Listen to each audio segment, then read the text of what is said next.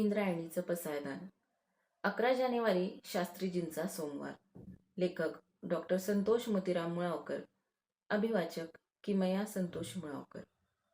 आपल्याकडं वार करण्याची पद्धत आहे. सगळेजण नाही, पण बरेच जण वार करतात. हे वार म्हणजे सोमवारपासून रविवारपर्यंतचे वार. वार करण्याची कारणंही स्वार्थात गुंतलेली असतात. संपत्तीपासून संततीपर्यंतच्या ह्या कारणांचा प्रवास व्हाया विवाह असाही असतो.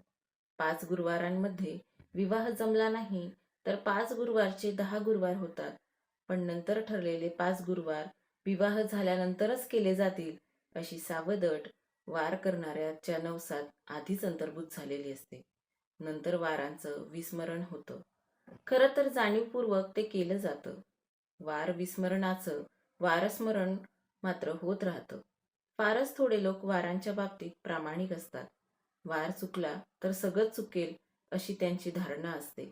अगदी सकाळी सकाळी अन्नाचा एखादा कण चुकून जरी तोंडात गेला तरी ते सकाळी सकाळीच तो संपूर्ण वार सोडतात किंवा तेवढ्या अन्नाच्या कणावरच तो वार सोडतात किंवा चुकलेल्या वारात तो वार मोडतात. ह्यावर उपाययोजना म्हणून ते एखाद दुसरा वार जास्तीचाही करून टाकतात. वार केले जातात स्वतःसाठी, लेकरा बाळांसाठी. नवऱ्यासाठी वार करणाऱ्या बायका अनेक असतात.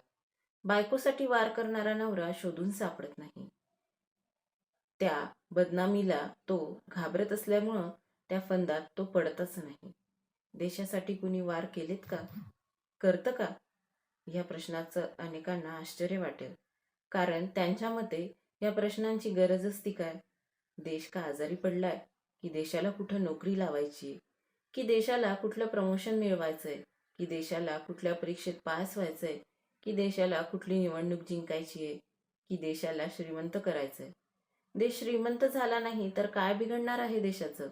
देश गरीब राहिला, आणखी गरीब झाला तरी चालेल, पण देशातली माणसं, त्यातल्या फक्त आपण, श्रीमंत झाली पाहिजेत.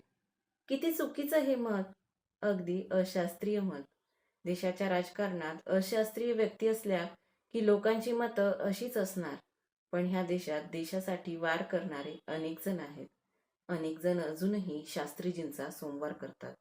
शास्त्रीजींचा सोमवार ही संकल्पना देशभक्तीनं भारलेली आहे. त्या काळी गावाच्या गावं, शाळेच्या शाळा शास्त्रीजींचा सोमवार करायच्या. मला शास्त्रीजींचा सोमवार आहे असं सांगताना अनेकाचा ऊर आनंदानं भरून यायचा. लाल बहादूर शास्त्रीजी आपले पंतप्रधान होते. त्या काळातला हा सोमवार आहे. देशात अन्नधान्याचा तुटवडा होता. आहे ते अन्न सगळ्यांना पुरावं, कोणीही उपवाशी झोपू नये, या आध्यात्मिक विचारधारणेतून शास्त्रीजींनी हा सोमवार करायला सांगितला होता. ठिगळ लावलेलं धोतर नेसणाऱ्या पंतप्रधानांचं म्हणणं सगळ्यांना पटलं होतं.